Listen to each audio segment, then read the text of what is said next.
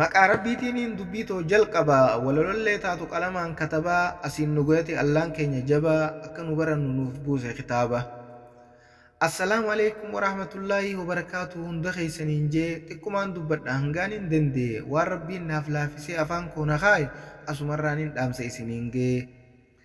Soora qalbii teenyaa nuuf guutaa imaanaa barachuudha qabna jabaannee quraanaa xiqqaa guddaan keenya hundinuu wal faana sharrii waliin dinnee keeyiruu wal kakaafna nu waliif chaarjiidha riqicha waliif taana nu waliif chaarjiidha riqicha waliif taana.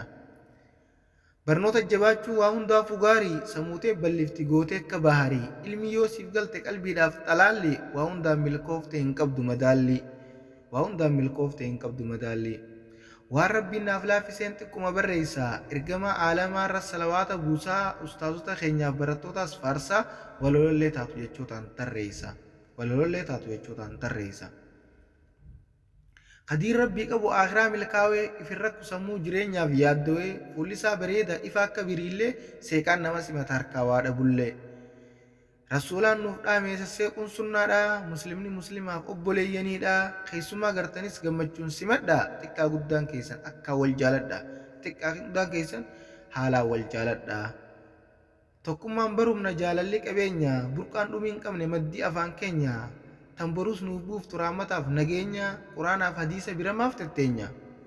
Tooyida barannee waa addaan baafachuu quraanaaf hadiisa kan jiruu nuuf tolchu jechoota rabbiiti kan walii nu galchu bu'uurri tooyida ifaan gandalachuu bu'uurri tooyida ifaan gandalachuu.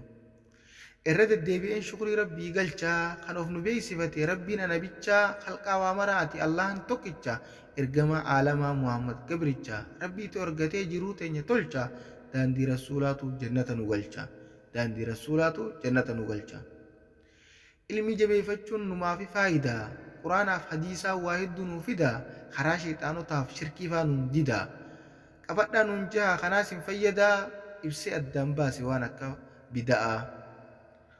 Waan rabbiin jaalatu dalaguun dirqama barachuudha qabna fudhannee qalamaa kan nu barsiifatus ni qabna ulamaa dhaaltuu aanbiyoota irraa baruun amma dhaaltuu aanbiyoota irraa baruun amma. Rabbi biratti illee akkaan jaalatama quraanaa dubbate hadiisaan nuuf dhaama karaa rabbi irratti hundi wal dorgoma ni arganna ollaa nabiyye qubsuma. Hangaan dubbadheerraa yoon hin dogoggoree dhiifama naaf godha akkanatti hin aarree. Ani barreessaa walaloo maqaan koo Jamaalii barataa diin islaam markazul ansaarii qopheeffadheen dhufe jechoota gaggaarii.